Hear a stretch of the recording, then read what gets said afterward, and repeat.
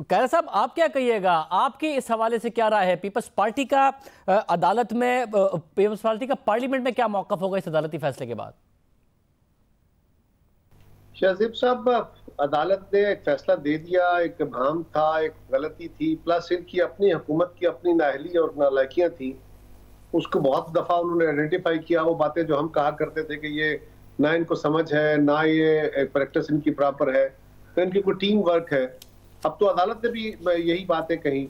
बार बार अदालत की तरफ से निशानदेही की जाती रही, लेकिन जब ये गलतियां दूर करके जाते थे फिर वही खड़े होकर अजीब सी एक बातें, और फिर वही बार बार नोटिफिकेशन में खराबियां।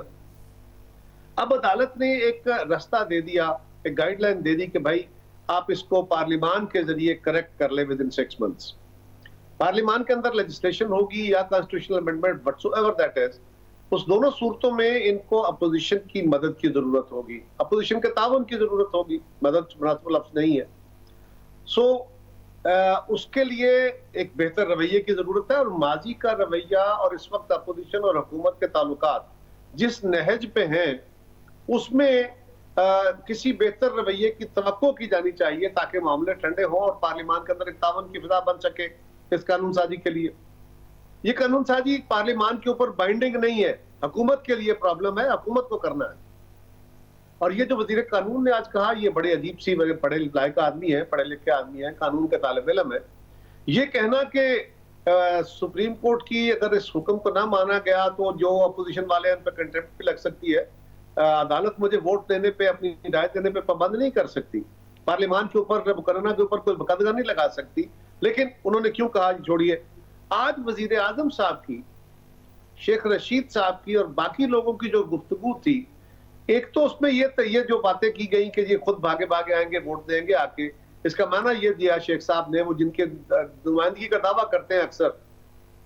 कि शायद अपोजिशन मजबूर होगी, किसी दबाव के तहत होगी और वोट डालेगी। ऐसा कभी नहीं होगा, पीपल्स पार्टी ये कभी नहीं करती। हम मुल्क की बेहतरी के लिए, आइन और कानून की हुक्मरानी के लिए सब कुछ करने को तैयार होंगे। वैसा मगर इतना सास मामला है तो फिर वजीर आजम और हुकूमत अब एग्जैक्टली क्या करे ताकि पार्लियामेंट में कोई एक एम्बैरेसिंग सिचुएशन ना बने और ये मामला खुश असलूबी से हल हो जाए? क्या करें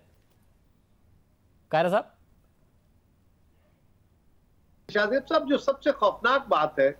यानी वजीर आजम पाकिस्तान की आज जो गुफ्तगू है, आज जो उन्होंने ट्वीट किया है या उन्होंने गुफ्तगू की है, और उसमें अपोजिशन को जो चार्ज किया कि बाहर के दुश्मन जो हैं वो भी आज मायूस हुए हैं, और अंदर भी जो दुश्मन है वो भी मायूस हुए हैं, और धरने वाले जो थे वो भी फलां फलां, ये सबको दुश्मन मुल्क का डिक्लेयर किया। अगर वजीर आजम इस जबान के, इस लहजे, इस असलूब के साथ अपोजिशन से किसी तावन की तवक्को रखेंगे तो बेहतर है, रखें, अल्लाह करे कोई बेहतरी का सामान हो, लेकिन मंतकी तौर पे ये बेहतर सामान नहीं होते। और ये क्यों हुआ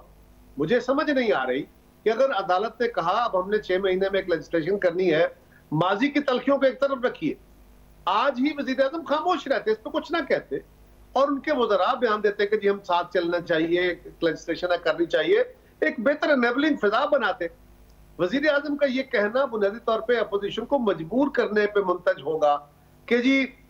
हम ये लेजिस्लेशन ना करें, एक तातुल है जो चला जाए, चलता चला जाए और ये लेजिस्लेशन ना हो पाए। ये बज़ाहिर वजीर आजम की उस गुफ्तगू से जो लॉजिक मुझे समझ आती है, जो बज़ाहिर इसका नतीजा मुझे समझ आता है,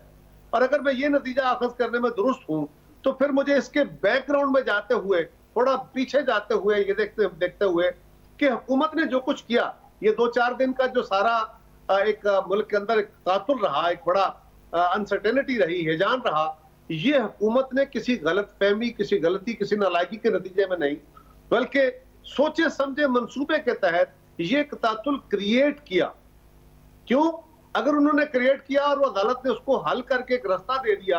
अब वो उस रास्ते को ब्लॉक करने के लिए वजीर आजम गुफ्तगू फरमा रहे हैं, तो मैं ये सोचने में हक बजानिब हूँ, हो सकता है मुझसे एग्री ना करें, लेकिन मैं हक बजानिब हूँ कि वजीर आजम आज भी वही रवैया, वही गालियां, बल्कि उससे ज्यादा बड़ी गालियां। मेरे लिए बहुत बड़ी गाली जो है ना शाहजेब, शायद उससे बड़ी गाली भी मुल्क दुश्मन होना हो, आपके लिए भी शायद ऐसे ही हो। एक अहम मामला यह है कि अब यानी हुकूमत अपना रवैया ठीक रखे तो एक्सटेंशन पर आप लोगों को, इस बुनियादी मामले पर नहीं कोई डिबेट आप लोगों ने करनी, क्योंकि जाहिर है आप आज तक भी कहते रहे कि हमें जनरल कियानी साहब को एक्सटेंशन नहीं देनी चाहिए थी। अब ये कम से कम तय मामला है, इस पर कोई कंट्रोवर्सी नहीं पैदा करेगी पीपल्स पार्टी? कारा साहब, शहजेब साहब, पहले तो बड़ा वाजे है, पीपल्स पार्टी हमेशा क्राइसिस को दूर करने की कोशिश करती है। ये मुल्क 70 हो, ये मुल्क 86, 87, 88 हो, 93 हो, 2007 हो, ये मुल्क क्राइसिस में पीपल्स पार्टी को मिला है और हमने हमेशा क्राइसिस को हल किया। मुस्लिम लीग की गवर्नमेंट हो, काफ लीग की गवर्नमेंट हो, हमारे बदतरीन मुखालिफ हुकूमतें रही, उनके दौरान भी हमने कोशिश की कि चीजें आगे चले, सिस्टम बेहतरी की तरफ चले, डेडलॉक्स क्रिएट ना हो। पीपल्स पार्टी से तो बिल्कुल ओवरऑल मुस्लिम जो अपोजिशन है उनसे, लेकिन पीपल्स पार्टी से खासतौर पर यह तवक्को ना रखिए कि हम किसी डेडलॉक की तरफ लेके जाएंगे। लेकिन हुकूमत की धौंस धांधली या शेख रशीद साहब के बकौल के हम भागे भागे आएंगे, हम किसी जबर के तहत आएंगे या वजीर आजम की गुफ्तगू से, तो बिल्कुल ऐसा नहीं है। हम किसी कंटेम्प्ट से डर के, नो, हम जो भी मुल्क की बेहतरी के लिए, आइन और कानून की हुक्मरानी के लिए होगा अच्छा फैसला, पीपल्स पार्टी उसमें रुकावटें नहीं बनती, उसमें हमेशा रास्ते पैदा करती है। लेकिन वज़रा की और वजीर आजम की ये जो जबान है, ये जो गुफ्तगू है, ये जो लहजा है, ये बहरहाल रास्ते की रुकावट जरूर बनने की कोशिश करेगा। अब ये क्या करते हैं, लेजिस्लेशन किस तरह लेके आते हैं, अपोजिशन से क्या एंगेजमेंट करते हैं, अगर यही लहजे रहे तो आप बेहतर जान सकते हैं कि उसका नतीजा क्या हो सकता है। और इसीलिए मैं कह रहा हूं कि अगर ये नतीजा वजीर आजम साहब चाहते हैं कि यही नतीजा निकले, तो उनका इरादा यही है कि लेजिस्लेशन ना हो। दोनों अपोजिशन रहनुमा कह रहे हैं कि हुकूमत खुद इस मामले को खराब करना चाह रही है अपने रवैये